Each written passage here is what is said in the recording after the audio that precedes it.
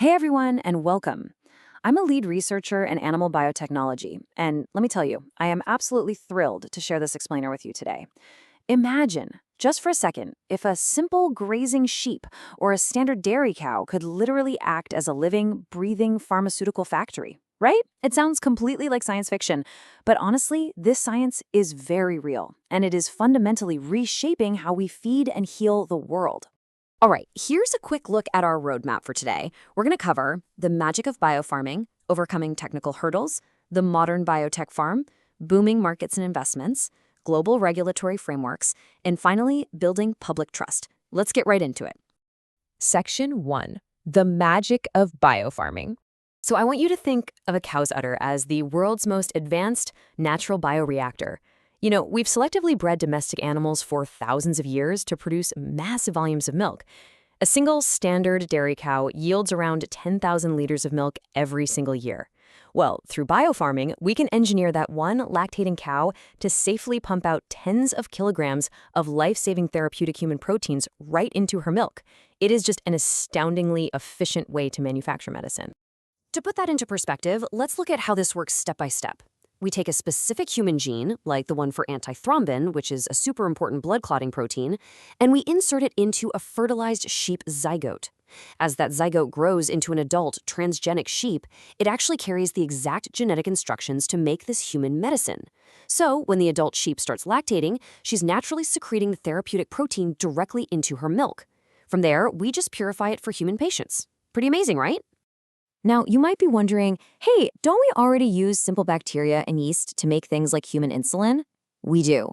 But while bacteria are fantastic for simple stuff, complex therapeutic proteins, like monoclonal antibodies or advanced blood clotting factors, absolutely require mammalian cells. Why? Because mammalian cells are the only ones that can perform these really sophisticated post-translational modifications. Think of it like a highly intricate game of biological origami. The cells are carefully adding specific sugar molecules and folding the protein into exact three-dimensional shapes so it actually becomes biologically active inside the human body. Moving on to Section 2, overcoming key technical hurdles. Of course, creating these medical marvels in the lab isn't exactly a walk in the park. As researchers, our biggest technical hurdle is navigating unpredictable gene expression. We literally have to guarantee that the medicine only goes into the milk and doesn't leak back into the animal's bloodstream, because that could cause some serious systemic safety issues. And then, well, we have to deal with biology's ultimate constraint, time. The development timeline is massive. You're looking at nearly 3 years from engineering a single-cell embryo to finally getting protein from the milk of an adult dairy cow, and about 16 to 18 months for goats. So, how do we solve this biosafety and systemic leakage problem? It all comes down to a tiny piece of regulatory DNA called a promoter that we attach to the transgene. Imagine this promoter as a highly targeted microscopic on-off switch. Even though the new gene is technically present in every single cell of the animal's body, this promoter ensures it's flipped to off everywhere, except in the mammary gland. It literally only switches on when milk is actively being produced. Problem solved. All right, Section 3, the modern biotech farm. Let's step out of the lab for a second, because biotechnology is completely revolutionizing the actual farm too, specifically animal welfare and food safety. Get this, research teams in Europe are actually using artificial intelligence to decode pig vocalizations. They're literally interpreting animal sounds to understand their emotional states. Plus, we're seeing an absolute boom in advanced diagnostic tools for early pathogen detection. Combine that with the rapid development of mRNA and CRISPR-derived vaccines, and we have these amazing preventative care solutions that are absolutely crucial for protecting our livestock from catastrophic emerging zoonotic disease outbreaks. And to actually scale all of these genetic and health innovations globally, we rely on a specialized reproductive technology called somatic cell nuclear transfer, or SCNT for short. Basically, it's advanced cloning. It allows us to safely and consistently multiply these genetically superior disease-resistant animals without having to physically transport live animals all over the world. Which brings us to Section 4, booming markets and investments. Let's zoom out and look at the boardroom economics here, because the global demand for protein is just staggering. Did you know that meat consumption per capita has literally doubled over the last 50 years? And looking ahead, developing regions across the Asia-Pacific, Latin America, and Africa are projected to drive 70% of the future growth in demand for animal protein. So as our global population surges and urbanization eats up our available farmland, private investment is heavily shifting toward large-scale sustainable biotech farming as the only real way to meet that demand. And this isn't just happening on land either. The ocean is basically our next massive frontier. To hit these food security challenges, the UN Food and Agricultural Organization states that aquaculture production has to grow by over 50% by the year 2030.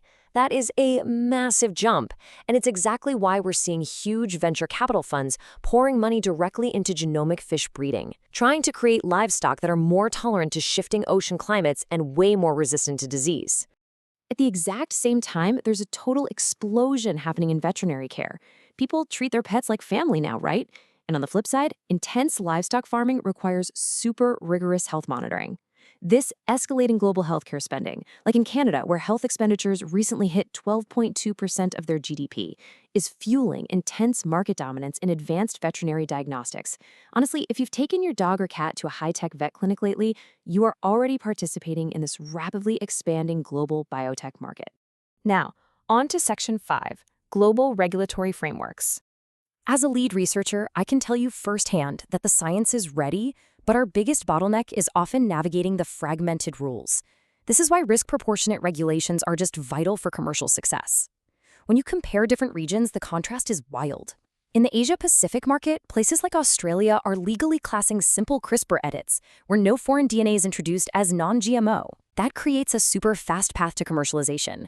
Meanwhile, over in North America, they are just now starting to streamline things, finally setting up a memorandum of understanding between the USDA and the FDA to clarify exactly who oversees what. But that recent regulatory modernization in the US, it is the green light the industry has been waiting for.